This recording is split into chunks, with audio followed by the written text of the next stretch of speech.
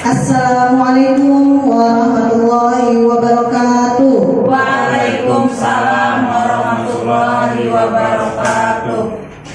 Yang terhormat kepada Bapak Kepala Sekolah Ahmad Kamaludin, Kepala Sekolah dari SDN Pengurus Dalam 2 Banjarmasin. Yang tak lupa yang saya cintai, yang saya ucapkan terima kasih atas kehadirannya semuanya, Bapak dan Ibu Dewan Guru beserta staf tata usaha SDN Pengurus Dalam 2 Banjarmasin. Pertama-tama saya ingin mengucapkan terima kasih atas berkenannya kehadiran dari Bapak Ibu sekalian dalam acara diseminasi menyebarkan pemahaman dan penerapan pengalaman budaya positif yang merupakan pemenuhan tugas dalam pendidikan guru penggerak angkatan 11 modul 1.4 bersama saya Hanifah Muslimah, calon guru penggerak angkatan 11 dari SDN Pengurus Dalam 2 Banjarmasin. Alhamdulillahirrabbilalamin, segala puji bagi Allah yang mana atas berkat rahmatnya juga lah kita bisa berkumpul dalam acara hari ini yang insya Allah mudah-mudahan lancar sampai akhir acara kegiatan kita. Salawat dan salam juga kita haturkan kepada junjungan kita Nabi besar Muhammad SAW. Semoga kita semua mendapatkan syafaat beliau hingga akhir kiamat. Amin ya rabbal alamin. Sebelum kita memulai acara kita pada hari ini, marilah kita bersama-sama membuka acara dengan membaca basmalah. Bismillahirrahmanirrahim. Baik, untuk selanjutnya saya ingin kita ada sedikit ice breaking untuk merilekskan. Izinkan ulun memutarkan video. Ambil dulu aja ice breakingnya, ringan aja. Oke, sudah lanjut Bapak. Nah, sambil gerakan kakinya, relax aja. Mau pindah gantung aja, kalau diturunkan lagi berarti. Semangat belajar, semangat beribadah. Ayo, ready?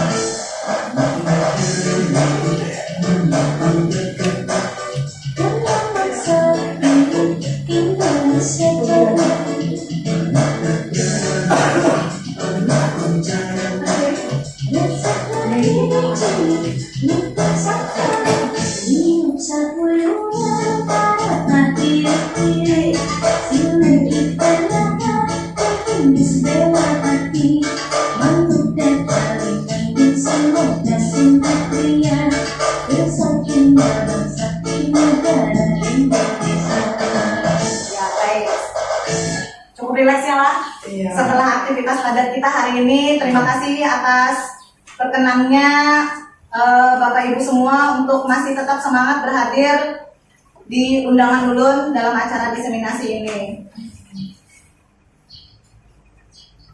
Bosan-bosannya ulun ingin memperkenalkan tim ulun di calon guru penggerak angkatan 11 ini, yaitu fasilitator kami adalah Ibu Sri Widiningsih.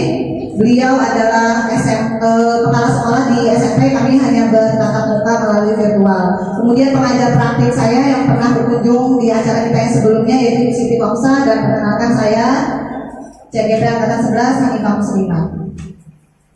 Nah, pada hari ini kita akan bersama-sama belajar mengenai apa itu konsep inti budaya positif. Sebelum kita ke sini, ulun ingin bertanya dulu nih sama teman-teman semua. Budaya positif, pada saat mendengar kata budaya positif, apa yang terbesit dalam Bapak Ibu semua? Kebiasaan baik. Kebiasaan baik, iya bagus, terima kasih. Ada lagi? keyakinan untuk mempunyai ciri khas atau karakter yang baik. Oke, benar sekali, itu juga benar. Jadi semua yang Bapak Ibu sampaikan tadi itu benar, bahwa budaya positif adalah keyakinan untuk sesuatu yang bagus, ya kan, seperti itu. Jadi dari penyampaian Bapak Ibu tadi semua, kita bisa menyimpulkan bahwa yang namanya budaya positif di sekolah ialah nilai-nilai, keyakinan-keyakinan, dan kebiasaan-kebiasaan di sekolah yang berpihak pada murid agar murid dapat berkembang menjadi pribadi yang kritis, penuh hormat, dan bertanggung jawab.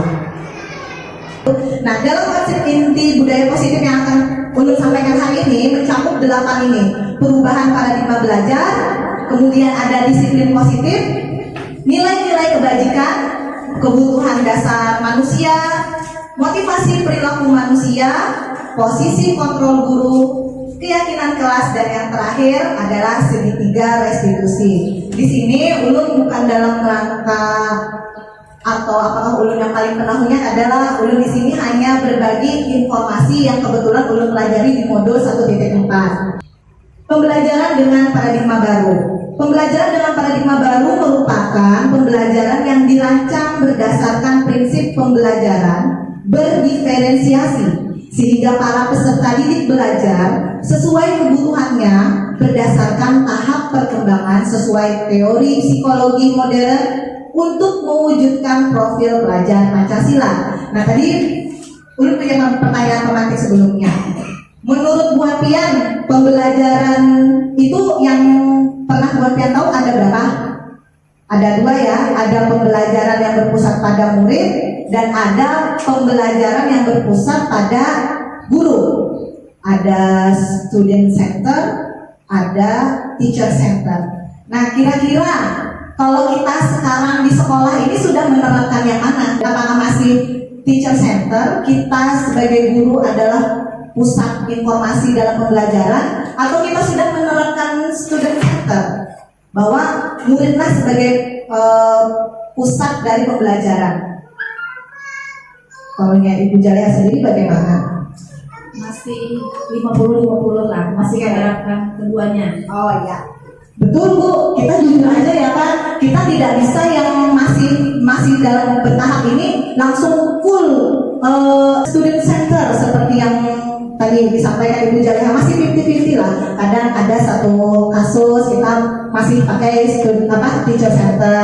Nanti ada kasus kita bisa melakukan student oriented ya, student sebagai centernya. Benar sekali. Kalau Ibu Jaleha sendiri bagaimana Ibu? Kalau saya 90% mungkin dari diri saya sendiri ya, dengan melihat kondisi siswa saya, memang mereka itu, saya belajar dari siswa ada sebagian, tetapi sebagian besar saya yang mengutamakan untuk menyampaikan informasi kepada mereka. Oke, baik. Tidak apa-apa Bu, apa yang Ibu lakukan sudah benar ya kan, masih ada 90%, masih ada 50-50. Nah, jadi pada paradigma baru pembelajaran ini yang diinginkan oleh pemerintah berdasarkan apa yang Ulun pelajari, berdasarkan filosofi pendidikan dari Ki Hajar Dewantara modul 1.1, disampaikan bahwa hendaknya saat ini kita merubah paradigma kita sebagai guru, bahwa pembelajaran itu haruslah muridnya sebagai pusat pembelajaran kita. Jadi murid itu tidak lagi sebagai subjek, tapi mereka adalah objek. Nah, disinilah kata kuncinya adalah kita harus melaksanakan prinsip pembelajaran berdiferensiasi. Makanya kemarin kan pada saat Ibu pengawas datang, FPLS, apa saja yang kita lakukan? Sudahkah kita mengasesmen murid kita? Nah, tujuan dari asesmen itulah nanti ke depannya kita akan melaksanakan pembelajaran berdiferensiasi berdasarkan kebutuhan murid-murid kita. Jadi kita tidak bisa yang menyampaikan materi itu hanya teorinya adalah ABCD, maka murid kita harus belajarnya dengan teori ABCD tadi. Kalau menurut paradigma pembelajaran yang baru, kita tidak bisa seperti itu. Kita harus menyesuaikan dengan kemampuan kodrat alam dan kodrat zaman dari siswa kita.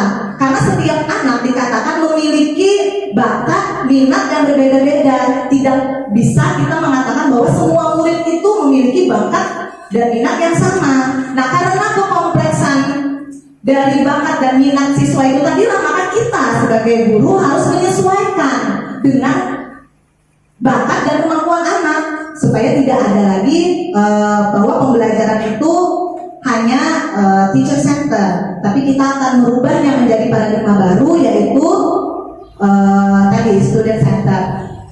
Nah, kita ingin mewujudkan profil pelajar Pancasila. Apa saja profil pelajar Pancasila itu? Yang pertama adalah beriman bertakwa kepada Tuhan Yang Maha Esa dan berakhlak mulia. Tentu kita ingin sekali mewujudkan murid-murid kita berakhlak mulia.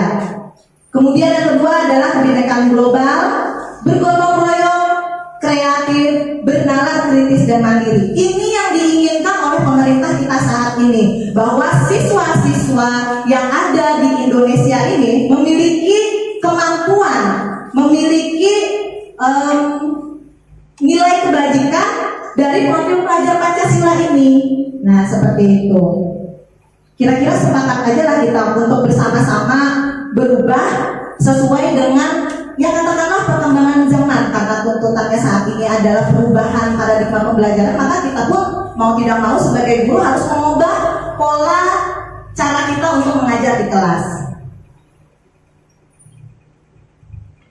Nah, ini lagi yang berikutnya tentang miskonsepsi teori kontrol. Yang pertama, kita berada di ilusi bahwa seolah-olah guru itu mengontrol murid. Padahal sebenarnya mampukah kita mengontrol murid kita? Ulang tahun setiap kegiatan rutin kita pagi. Tidak jemu-jemunya Bapak Kepala Sekolah menyampaikan kepada anak-anak, tolong jaga sikap, tolong jaga kelakuan saat pembelajaran, hargai guru. Ulang tahun, selang berapa jam kemudian apa yang terjadi?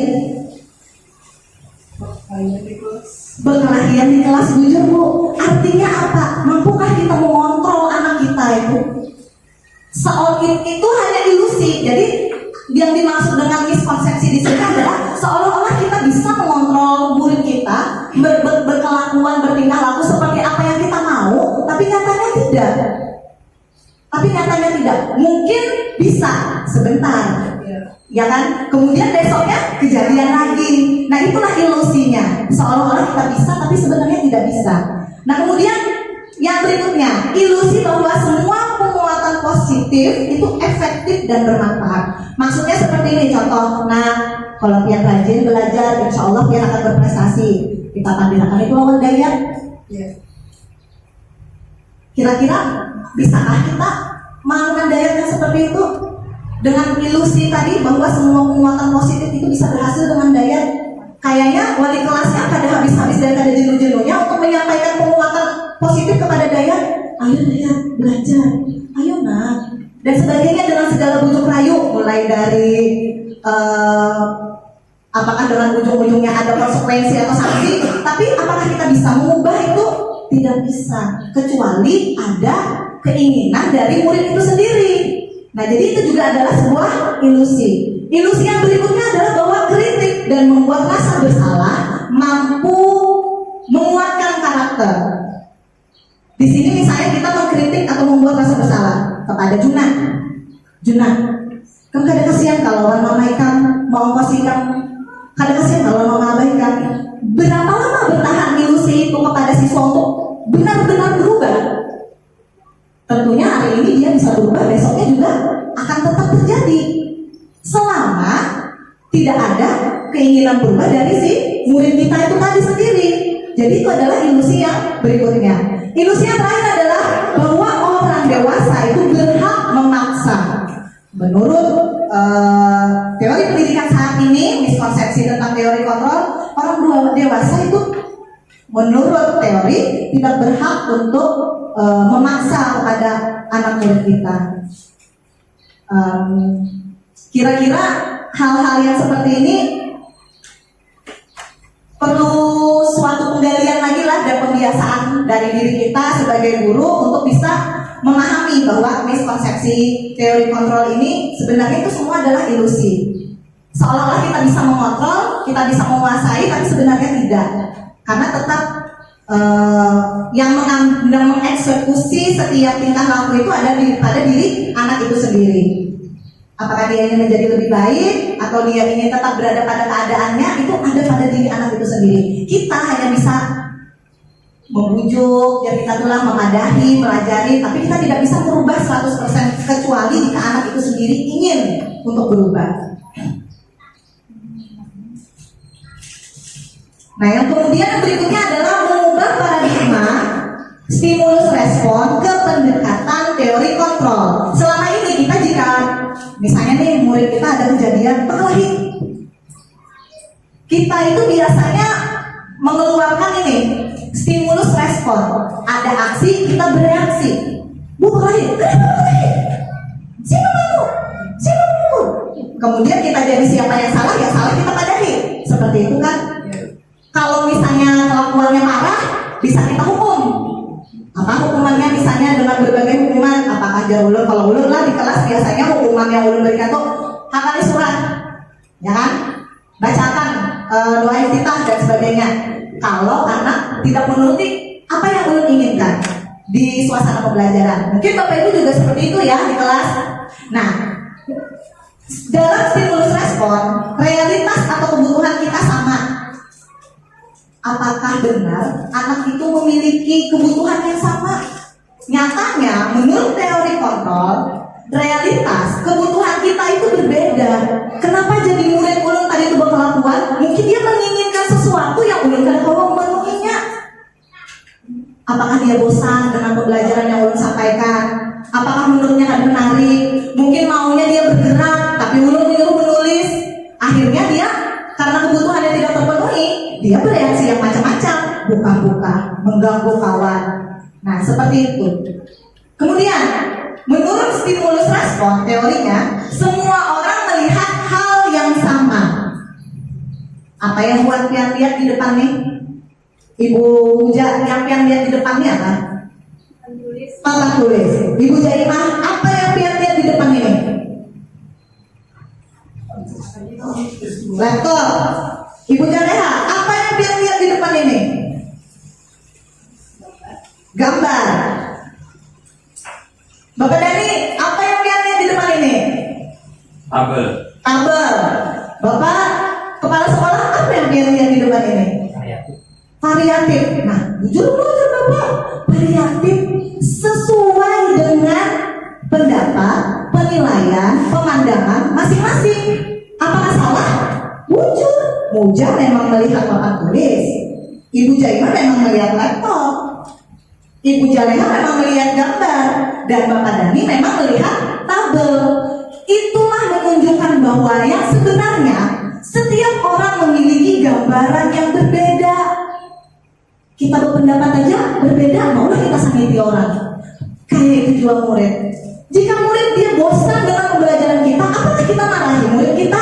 Kenapa dalam perhatikan pembelajaran itu? Seharusnya kita bercermin kepada diri kita, kenapa jadi murid kita itu merasa bosan? Karena dia menginginkan sesuatu, dia melihat sesuatu yang berbeda. Seperti itu. Kemudian yang ketiga, kita mencoba mengubah orang agar berpandangan sama dengan kita. Bolehkah ulun memaksakan buah pian untuk menganggap bahwa ulun ini luar biasa hebatnya? Bujur lo Bu Pi, kadang lo Bu Pi terserah hantar di Bu Pi ya. Tapi boleh juga lo ulun berpendapat bahwa ulun itu seperti itu. Boleh. Tapi kamu ulun memaksakan ke orang lain untuk berpendapat yang sama, itu kan tidak boleh. Nah, menurut teori kontrol, tadi kan kita mencoba mengubah orang agar berpandangan sama dengan kita, itu adalah dari teori stimulus respon. Nah, menurut teori kontrol, kita berusaha memahami pandangan orang lain tentang dunia. Sama kita lawan murid juga. Jangan murid ulun tuh lebih suka pembelajaran ulun tuh sambil menggambar. Ulun mau tulisan pusing. Kita harus mengakomodasi itu kepada murid kita. Nah, kemudian yang selanjutnya, berperilaku buruk dilihat sebagai suatu kesalahan. Contoh anak kebudayaan di kelas, salah kan kita? Ya kan, itu menurut kita kan? Itu menurut kita. Menurut teori kontrol, semua perilaku memiliki tujuan. Bisa jadi si Alif di kelas 1 mengganggu kawannya karena dia tadi bosan dengan pembelajarannya di kelas. Awak menulis saja, apa speakingnya. Nah, mungkin di situ kita ada ruang untuk memenuhi keinginan siswa di situ.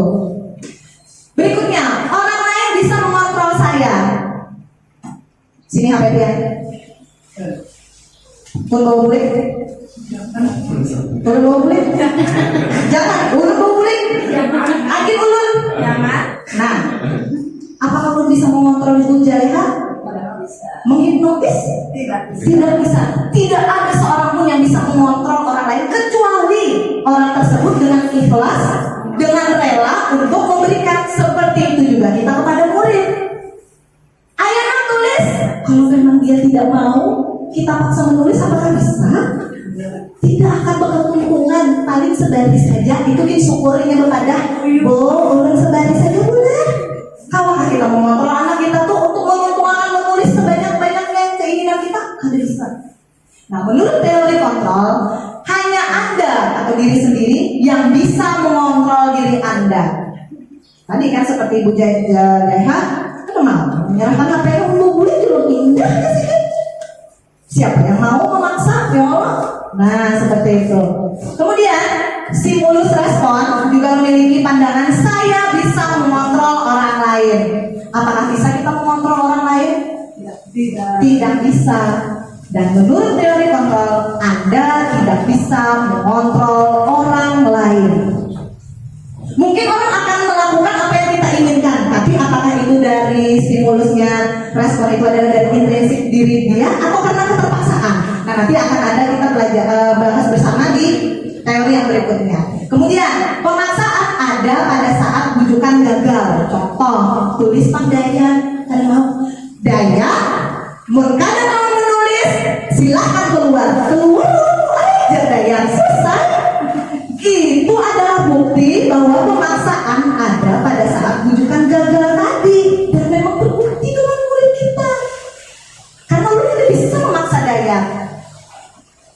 Dan menurut teori kontrol, harusnya seorang guru dengan murid melakukan suatu kolaborasi dan konsensus. Konsensus di sini adalah kesepakatan keyakinan untuk menciptakan pilihan-pilihan baru. Harusnya ada opsi untuk Daya. Jangan kalau ada menulis keluar, itu kan seolah-olah hanya dua aja, bertahan atau dia pulang. Sedangkan seharusnya Ulun bersama dengan Daya melakukan suatu kolaborasi, berdialog. Apa yang diinginkan oleh Daya supaya apa? Win-win solution. Keinginan Ulun terpenuhi, Daya pun juga keinginannya harusnya terpenuhi. Dan yang berikutnya adalah model berpikir menang kalah. Nah, itu tadi sama kasusnya. Kalau nggak ada menuruti keluar. Dan nyatanya model berpikir itu harus kita ubah menjadi win-win solution. Kita sama-sama menang. Nah, disiplin positif. Tadi yang pemantik yang pertama tadi sudah dijawab oleh Bapak Dani dan juga Ibu Puput, bahwa disiplin ternyata itu berasal dari kata disiplina yang artinya belajar. Jadi disiplin itu bukan berarti peraturan atau pemenuhan tata tertib, atau jika tidak menaati maka mendapatkan sanksi. Bukan itu arti disiplin. Jadi disiplin di sini adalah artinya belajar, mengacu pada disiplin diri yang memiliki tanggung jawab terhadap apa yang dilakukannya berdasarkan nilai-nilai yang diyakini. Nah, disiplin positif merupakan salah satu cara penerapan disiplin yang bertujuan untuk menumbuhkan kesadaran serta memberdayakan peserta didik tanpa imbalan, tanpa penghargaan, tanpa ancaman, tanpa hukuman.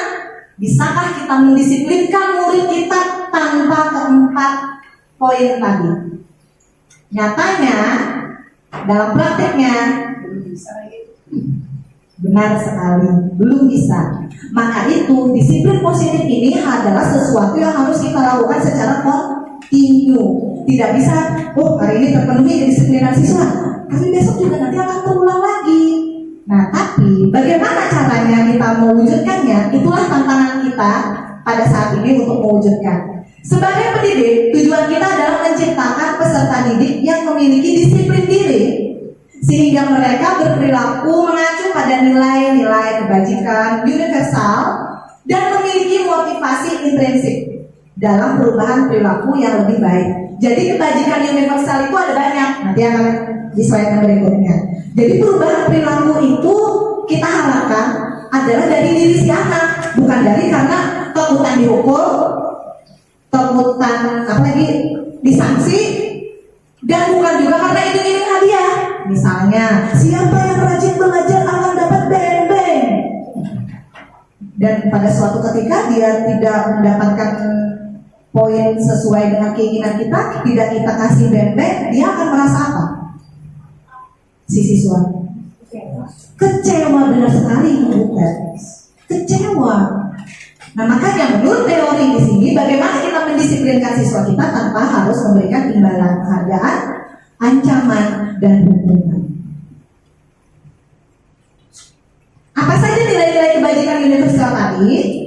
Nilai-nilai kebajikan menurut pengertiannya adalah nilai yang disepakati bersama, lepas dari suku, bangsa, agama, bahasa, maupun latar belakangnya. Nah, ini ada ulun mencontohkan 3 saja ya, masih banyak lagi sebenarnya nilai-nilai kebajikan universal itu, tapi yang ini ada 3 dari institusi atau organisasi. Yang pertama, profil pelajar Pancasila yang dihasilkan dari kementerian kita. Apa saja nilai-nilai kebajikannya? Tadi beriman bertakwa kepada Tuhan Yang Maha Esa dan berakhlak mulia, mandiri, bernalar kritis, berpendidikan global, gotong royong, dan kreatif. Itu adalah nilai yang diinginkan oleh Pak Menteri kita wujudkan kepada murid-murid kita. Nilai kebajikan universal tadi. Nah, ada juga nilai kebajikan menurut Primary Years Program atau PYP. Siapa sih PYP? PYP adalah program pendidikan yang didirikan dengan tujuan memberikan pendidikan yang holistik kepada siswa. Nah, menurut mereka apa saja kebajikan universalnya? Ada toleransi, rasa hormat, integritas, mandiri, ya. Semua nilai-nilai positif yang mereka inginkan. Ada juga berdasarkan teori keterampilan hidup. Nilai kebajikannya adalah dapat dipercaya, lurus hati, pendengar yang aktif, tidak merendahkan orang lain, memberikan yang terbaik kepada diri sendiri. Itu juga adalah sebuah nilai-nilai kebajikan.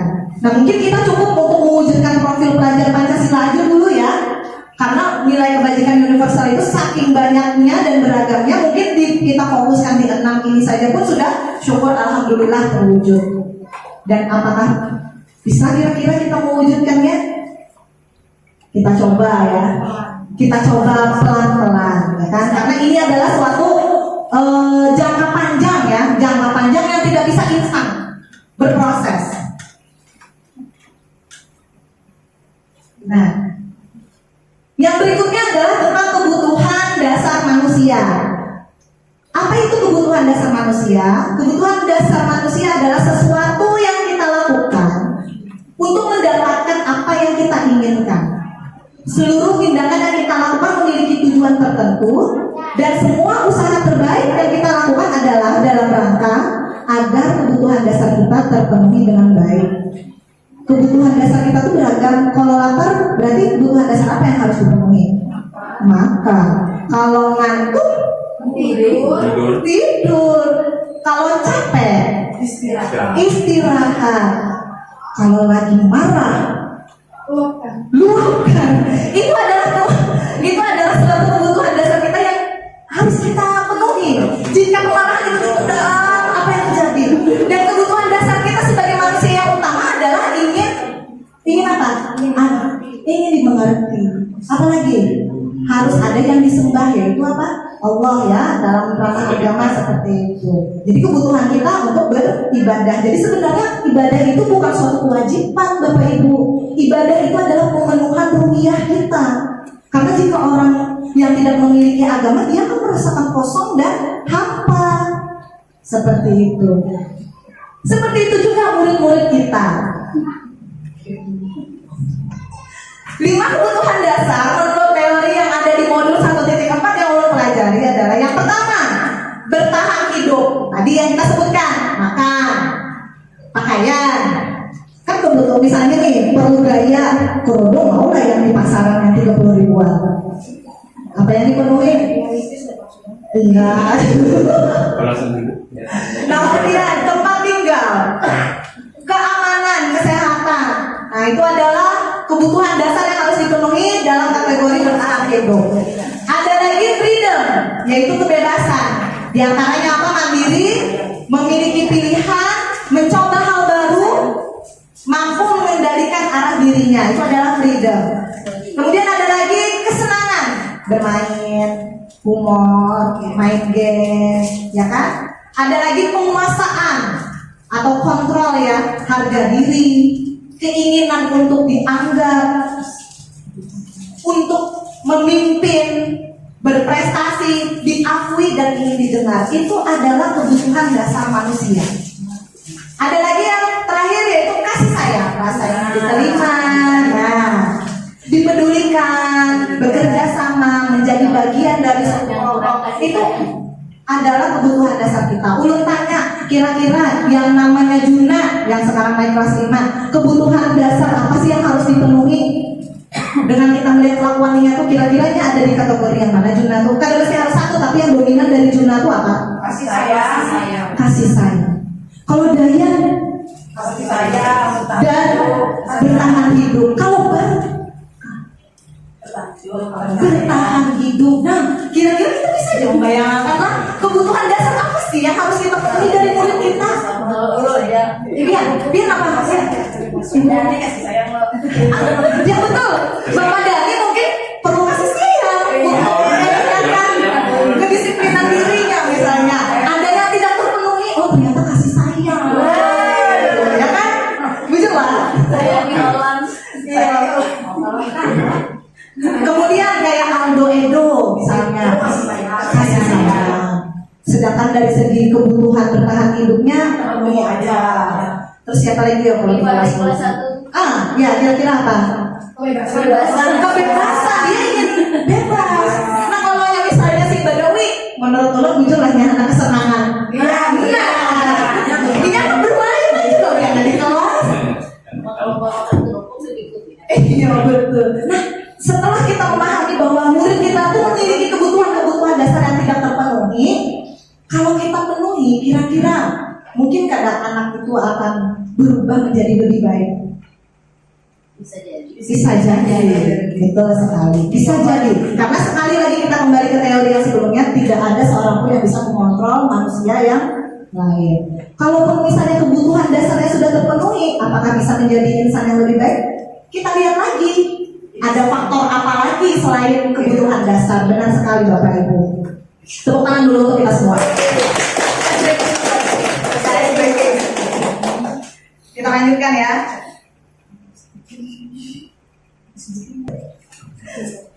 Motivasi perilaku manusia. Nah, ini yang seperti yang sebelum-sebelumnya juga ada motivasi ekstrinsik dari luar. Yang pertama adalah untuk menghindari ketidaknyamanan atau hukuman. Yang kedua adalah untuk mendapatkan imbalan atau penghargaan dari orang lain. Yang kedua ini adalah motivasi eksternal atau ekstrinsik tadi. Siswa datang hadir tepat waktu bisa jadi karena dia takut dihukum.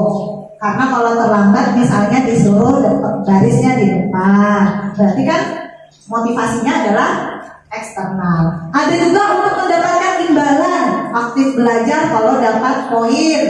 Aktif belajar kalau dapat bingkisan dari ibu guru. Itu juga adalah motivasi eksternal.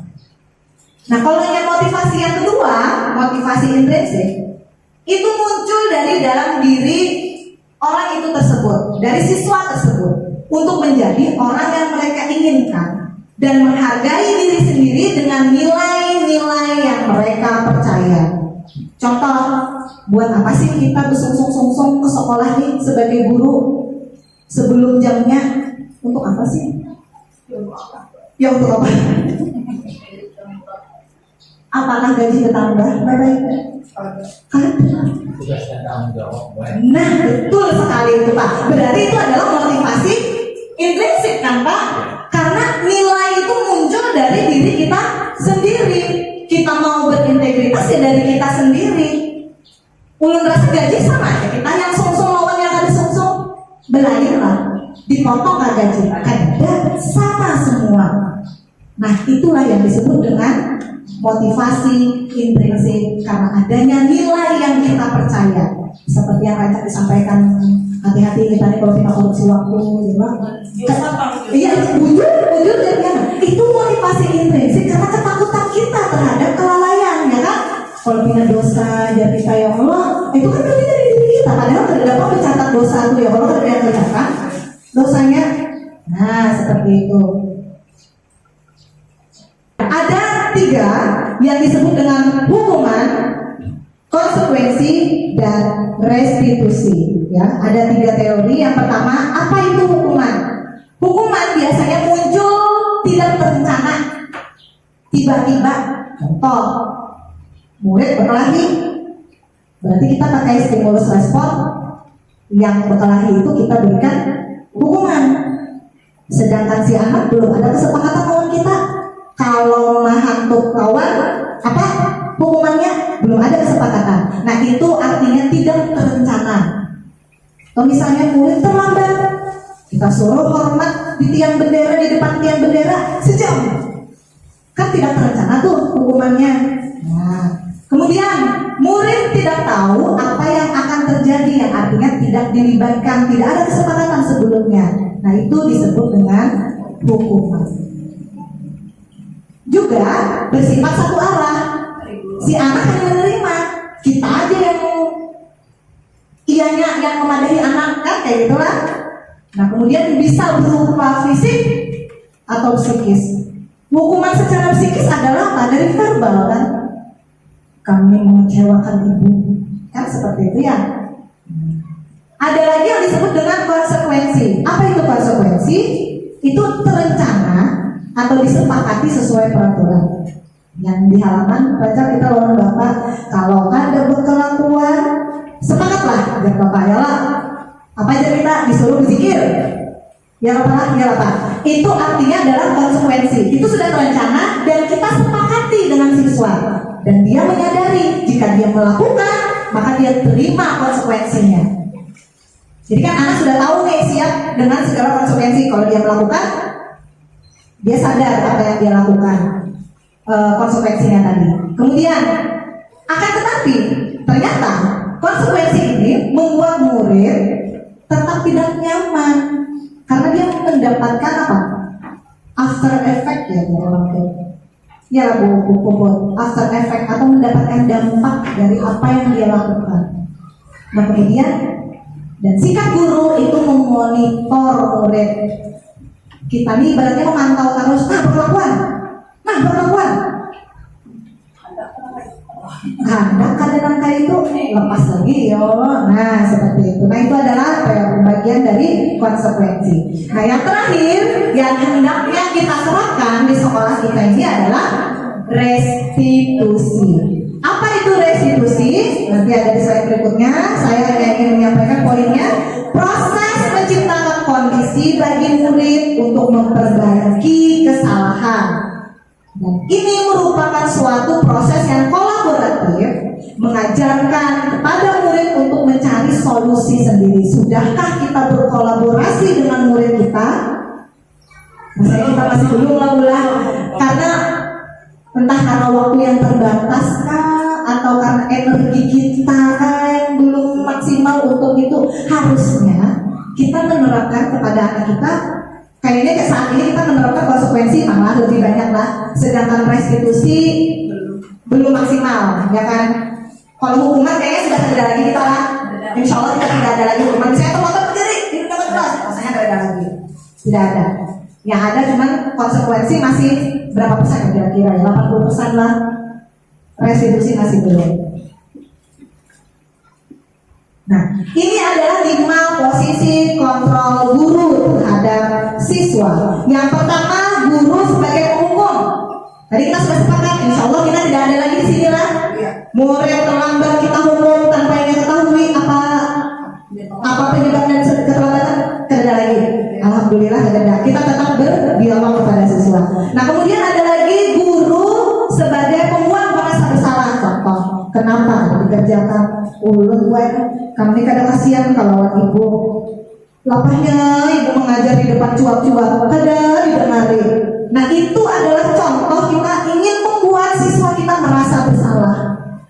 Dan itu ada pada posisi kontrol seorang guru. Yang ketiga adalah posisi sebagai teman. Iya, mungkin anak-anak ingin kita tuh sebagai teman ya. Ayo nak, ayo pintar. Oh ya kalau Makawi, sini ibu kan ini. Ayo ibu beli kan ini sini. Nah mungkin seperti itulah inginnya semua anak kita. Oke. Yang berikutnya sebagai pemantau. Memantau ini berarti sama nanti hubungannya dengan memberikan konsekuensi kepada murid. Misal, jika tidak mengerjakan PR, konsekuensinya apa? Oh, harus mengerjakan ulang di kelas. Atau, oh, tadi kan karena kita ada hukuman, jadinya misalnya apa? Mengerjakan tugas soal berlebih misalnya lah, gitu. Dan yang terakhir, posisi kontrol seorang guru yaitu sebagai manajer. Seperti apa? Manajer itu dia seperti berkolaboratif dengan murid ya. Dan mungkin ini yang harus lebih banyak nanti kita terangkan sebagai manajer. Contoh penerapan 5 posisi kontrol guru. Ya, pada kasus, ini ada kasusnya ya ceritanya. Siswa tidak memakai atribut lengkap saat upacara. Jadi ini kasus ini di sekolah kita atribut lengkap lah ibu, bapak ibu lah. Tapi ada satu kasus di mana ada siswa tidak memakai atribut yang lengkap saat upacara. Jika posisi kita sebagai pendukung, maka apa yang kita katakan kepada murid? Oh, kamu tidak lengkap topi. Hormat kepada bendera sama sejong. Nah itu adalah posisi guru, kontrolnya adalah sebagai pendukung. Kemudian jika kita sebagai pembuat merasa bersalah, apa yang akan kita katakan? Berapa kali Bu Padahi? Kenapa kami membuat ibu kecewa? Kan seperti itu ya. Nah itu adalah membuat rasa bersalah. Nah ini lagi contohnya lagi sebagai teman. Ayo dong, daya Bupati Pak, peraturan sekolah bantu ibu kawak usung supaya atribut gak ada lagi ketinggalan, jangan lagi kayak ini. Nah itu adalah posisi guru sebagai teman. Bagaimana dengan guru sebagai pemantau? Kamu sudah melanggar peraturan sekolah beberapa kali. Kamu tahu konsekuensinya? Nah jadi sebagai pemantau ini adalah guru menyampaikan konsekuensi atas pelanggaran yang telah dilakukan oleh siswa. Dan bagaimana posisinya guru sebagai manajer? Guru akan menanyakan dulu kepada siswa. Nah, apa kamu tahu apa kesalahan kamu? Pikir dulu anaknya. Belum kadang bawa topi Bu Ai. Kira-kira kalau yang sudah kada tertib dengan peraturan kita, bagaimana dia akan memperbaikinya? Ulun janji Bu Ai, kada akan melakukannya lagi. Ulun kada akan lagi ketinggalan atribut ulun. Pian jaga Bu Ai besok ulun kada lagi. Nah itu adalah siswa memberikan solusi setelah kita berdialog dengan siswa. Baik ya kita. Ibu percaya besok tolong membawa atribut yang lengkap ya. Siap Bu. Ulun kada akan lagi terlambat atau ini dan sebagainya. Nah itu adalah posisi guru sebagai manajer berkolaboratif dengan siswa untuk kembali lagi keyakinan siswa nanti tentang kedisiplinan itu bagaimana dan sebagainya. Oke, kita kuis dulu nih sebentar sambil relax. Posisi kontrol apakah aku? Saya kecewa sekali dengan kamu. Kita ingat dulu lah posisi kontrol tadi ada berapa? Ada sebagai manajer, pemantau, teman, pembuat merasa bersalah dan penghukum. Nah berarti saya kecewa sekali dengan kamu. Pembuat rasa bersalah menurut bapak kepala sekolah. Iya yang lain? Pembuat rasa bersalah. Oke kita lihat Iya pembuat rasa bersalah benar sekali. Tepukan lagi ya. Posisi kontrol apakah aku? Kamu tidak pernah benar melakukannya.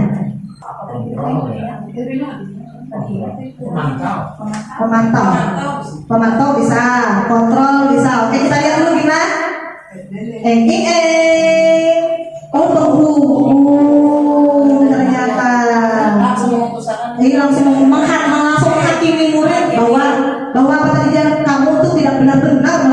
manajer. Langsung kita hakimi tanpa bertanggung dulu lawan murid. Kenapa jadinya melakukan? Nah, ya betul. Oke deh. Selanjutnya, posisi kontrol apakah aku? Apa rencanamu untuk menyelesaikan masalah ini? Manager. Oke, kita lihat. Iya, betul. Yeay, 2 poin. Selanjutnya, posisi kontrol apakah aku? Ayolah, lakukan demi Bapak Ibu ya. Teman. Teman. Oke, kita lihat. Yeay.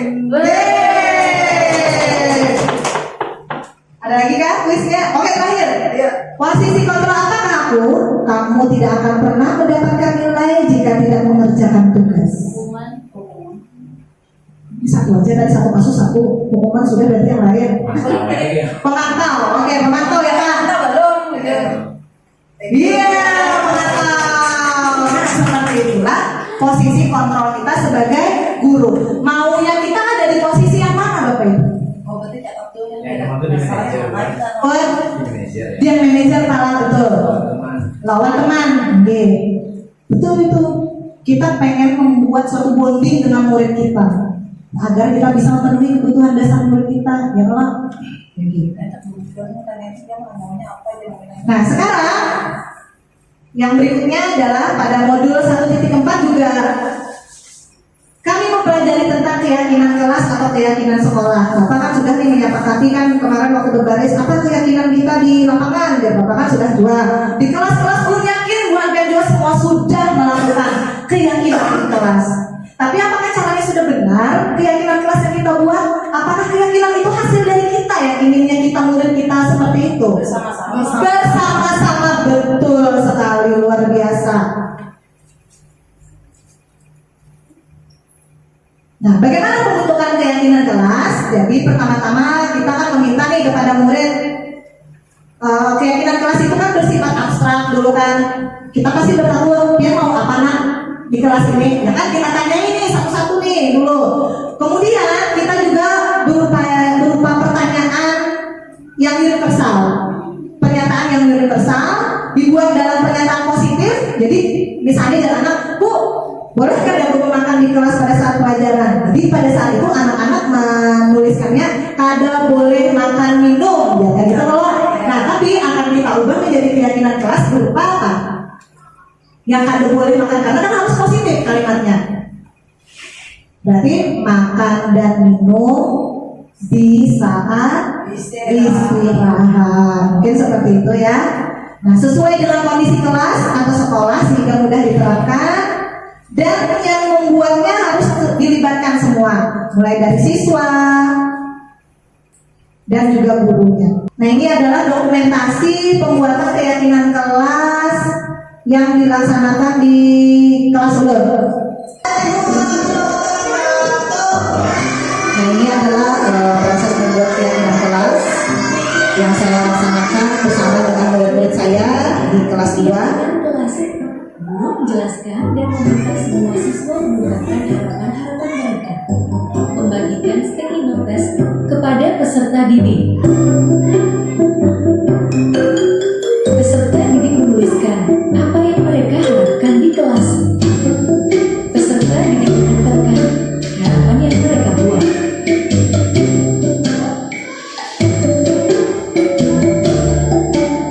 Menuliskan keyakinan kelas.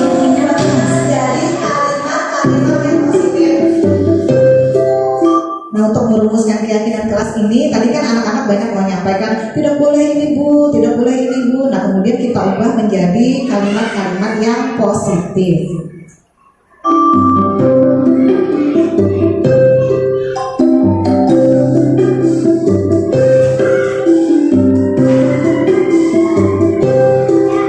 Meninjau ulang keyakinan kelas yang bersumber dari nilai-nilai kebajikan universal. Kemudian ditinjau ulang Keyakinan kelas disepakati bersama. dan menjadi keyakinan kelas ini disepakati bersama-sama dengan murid. Nah, terakhir segitiga restitusi. Apa itu segitiga restitusi? Segitiga restitusi merupakan proses dialog yang dilakukan guru atau orang tua agar dapat menghasilkan murid atau anak yang mandiri dan bertanggung jawab. Apa saja tahapan dari segitiga restitusi? Yang pertama, menstabilkan identitas. Berdasarkan prinsip membuat kesalahan adalah bagian dari proses pembelajaran. Menggeser identitas dari gagal ke identitas yang sukses. Tahapan yang kedua adalah validasi tindakan yang salah. Berdasarkan prinsip setiap perilaku berupaya memenuhi suatu kebutuhan tertentu. Guru akan bergeser dari pemikiran stimulus respon, ya kan, menjadi proaktif.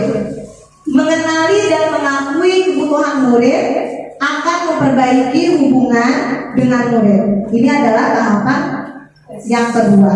Dan yang ketiga, menanyakan keyakinan.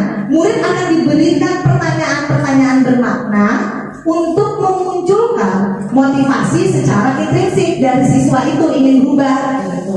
Dan mampu mengaitkan keyakinannya dengan tindakan yang salah. Artinya dia akan mencarikan solusi. Setelah dia melakukan kesalahan, dia mengetahui keyakinan bersama apa, dia akan mencari solusi untuk merubah perilakunya yang tidak baik tadi. Nah, ini adalah contoh penerapan segitiga restitusi yang ulun lakukan secara kolaborasi dengan siswa murid kita. Nah, ini ada kasus ceritanya takut matematika. Mutia adalah siswa di kelas 2 SDN Pengurus Dalam 2. Saat Ibu Hanifah akan memulai pelajaran matematika, Mutia selalu beralasan sakit perut atau sakit kepala karena dia mau menghindar. Dan sebenarnya hal tersebut sudah berlangsung mulai dari kelas 1 dan terus berulang di kelas selanjutnya. Yang lebih parah lagi, di kelas 2, setiap ada muatan pelajaran matematika, Mutia memilih untuk tidak hadir ke sekolah dengan alasan sakit, ya. Jadi bapak dan ibu guru di kelas sebelumnya pun sudah melakukan konsultasi dengan orang tua, namun sikap Mutia terulang lagi di kelas 2. Bu Hanifah mencoba mencari benang merah dari kasus Mutia ini, baik dengan pertanyaan pada teman dekatnya atau pada ibu guru di kelas sebelumnya dan juga orang tuanya. Nah, pada hari Senin saat jam istirahat, Ibu Hanifah memanggil Mutia untuk menerapkan segitiga restitusi.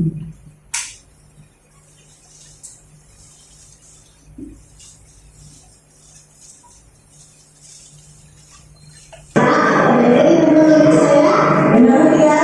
Nah, ini adalah diskusi saya bersama dengan siswa saya.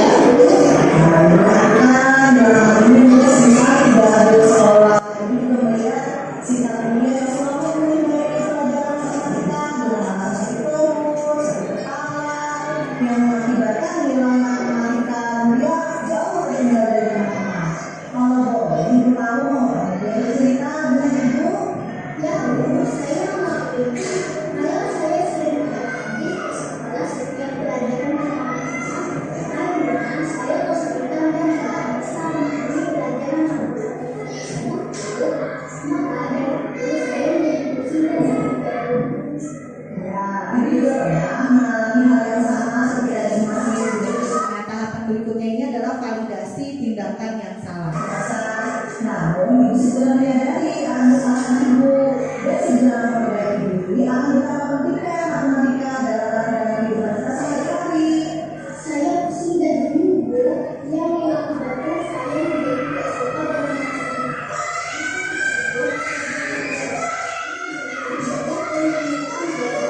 Seperti sekolah, asalkan mereka mampu dan bersedia untuk tidak menghindar di saat pelajaran matematika. Nah, Mutia, saya ingin mau tanya, dengan perilaku Mutia yang sering menghindar, baik dengan mengaku sakit atau di luar sekolah, apakah ini sesuai dengan keyakinan rasanya? tidak sesuai, Bu. Keyakinan rasa apa yang telah Mutia langgar? Kejujuran benar tidak? Benar sekali Mutia. Dan keyakinan apa lagi yang lainnya? Mutia selalunya. Saya tahu gigi dan mereka yang lebih baik. Benar sekali Mutia. Kamu akan yang hebat dan cerdas.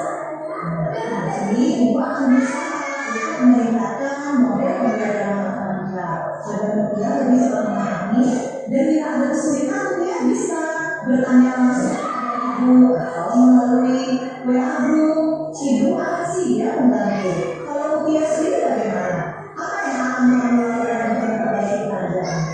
Terima kasih Bu. Saya akan belajar lebih mencintai pelajaran SMK dengan belajar dulu sudah ini masa depan.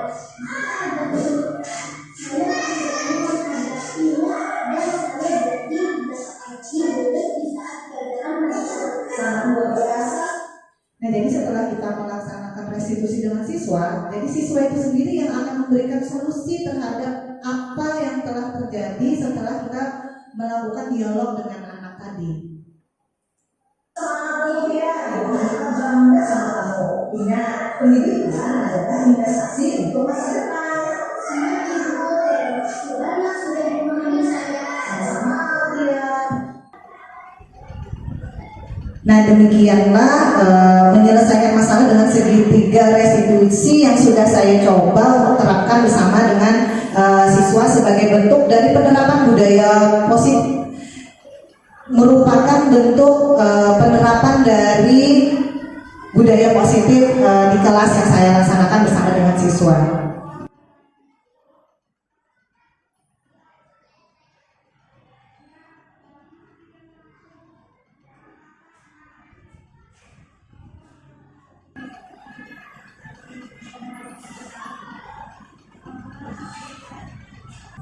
Nah, di sini juga izinkan saya untuk menampilkan penerapan budaya positif lainnya yang sudah kayaknya kita laksanakan bersama-sama ya Bapak Ibu ya, dan itu ternyata merupakan suatu bentuk dari budaya positif di sekolah kita ya.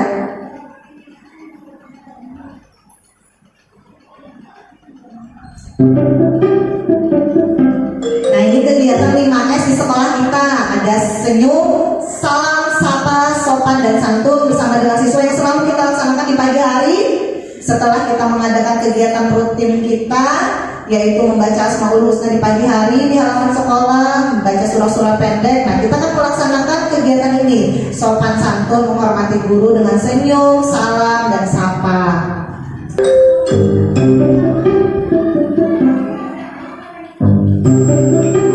Dan kita harapkan mereka tidak hanya di sekolah saja yang menerapkan ini, tapi juga sampai ke rumah, di lingkungan masyarakat, dimanapun dia berada, dia juga tetap menerapkan ini.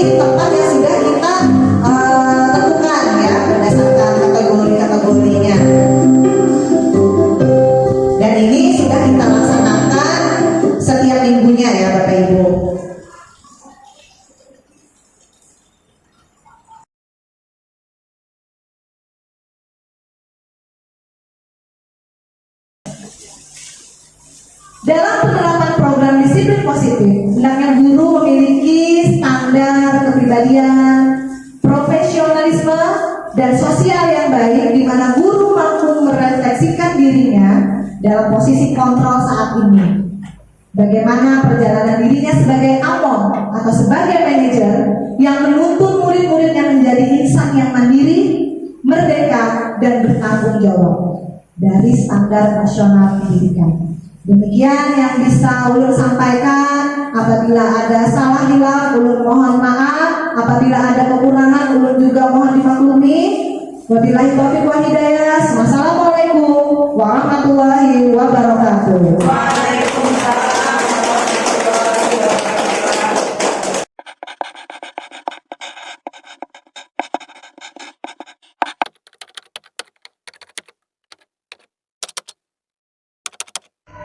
Halo, saya Puput, rekan sejawat Ibu Hanifah.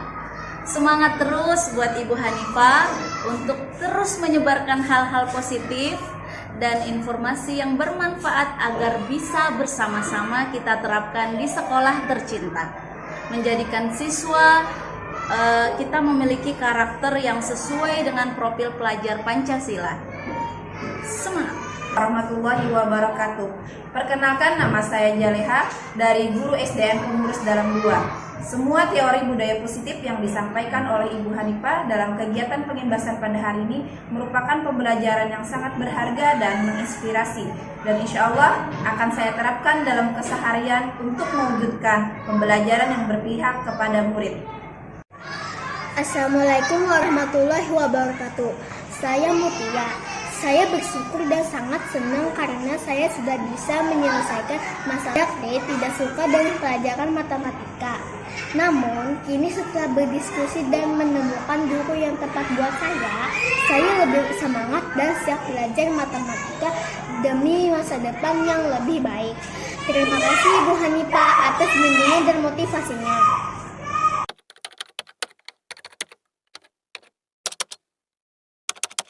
Bagaimana perasaannya Elvira dan Kia waktu kita membuat keyakinan kelas? Senang. Iya, senang dan suka ya.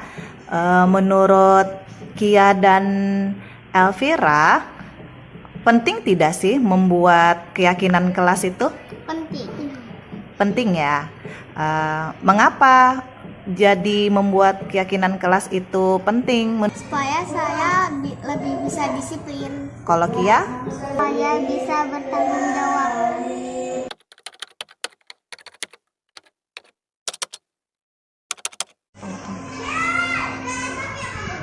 Bagaimana perasaan kalian dengan kegiatan rutin kita pungut dan pilah sampah setiap?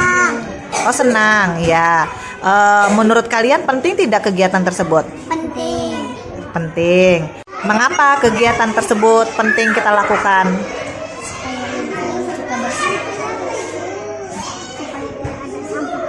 Oh iya, oke deh. Makasih.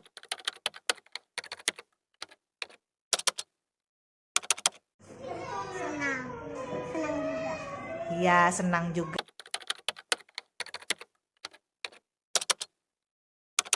Penting. Penting.